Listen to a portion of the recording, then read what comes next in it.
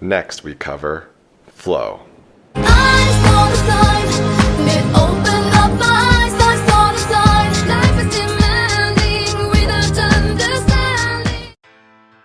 The groundbreaking book Flow, The Psychology of Optimal Experience, was written in 1990 by psychologist Mihaly Csikszentmihályi.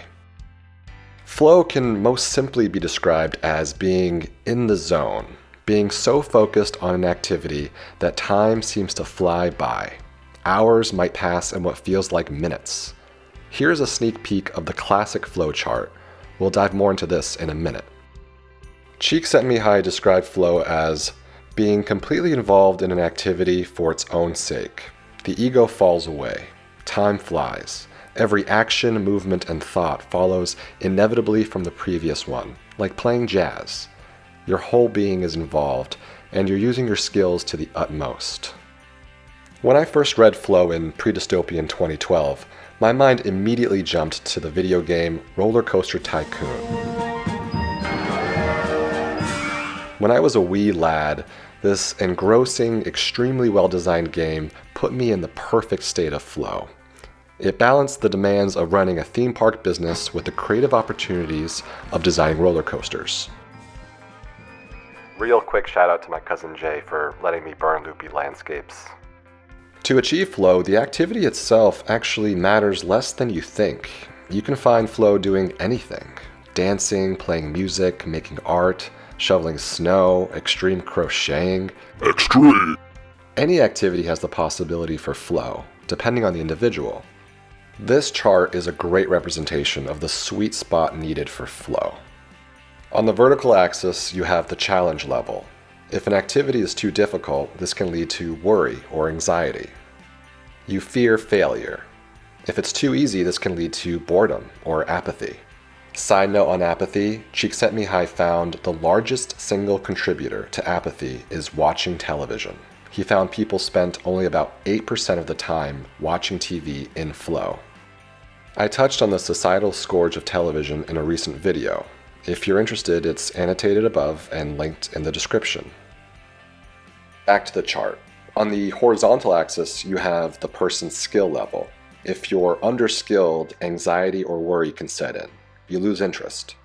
Overskilled, that can actually be okay, but true flow can only be found in the top right corner. There, you hit that perfect combination when an enjoyable task truly stretches your abilities. Personally, I've found flow the most in my life while doing yoga, performing comedy improv. Every week, I perform improv in front of a live audience. And that means I'm really excellent at creating new characters on the spot. And playing video games, the latter being a real double-edged sword. There are many characteristics to flow, including the following. You are laser-focused on the task. Laser focus! You experience time distortion. You lose critical self-consciousness, i.e. that nagging voice in your head telling you you're not good enough is silenced.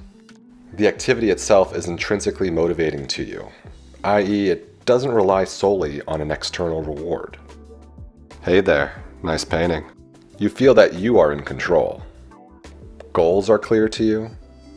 You get immediate feedback. Stand-up comedians know this all too well. If the audience doesn't laugh, the jokes aren't landing. He didn't say I'm living on the street, he said I'm new in town. Like it was intriguing. You feel the potential to succeed.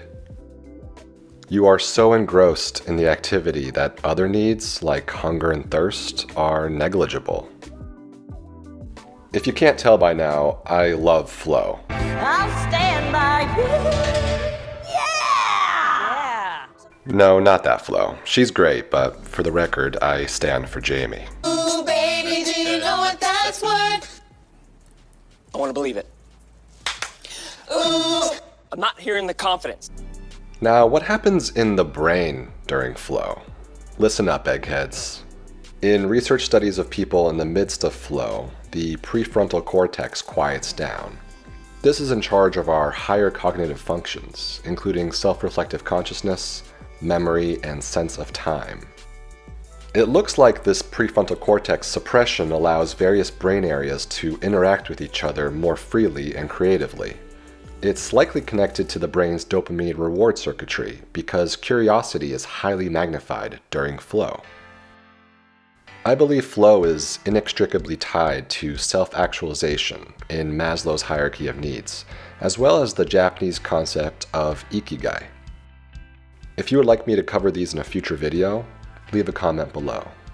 Also, in my opinion, being in the flow state mirrors an abstract concept called the edge of chaos. We'll cover it in a future video, but it's defined as a region of bounded instability that generates a dynamic dance between order and disorder. Because flow is similar to finding a Buddhist middle path, straddling between extremes that, on the face of them, seem like contradictions. It feels effortless, yet requires maximum effort. It's relaxing, yet intense. Time seems to slow down, yet also flies by. You're present, yet also lose a sense of yourself. If you're a breathing human being, you hopefully have experienced flow at some point in your life. You know it when you feel it.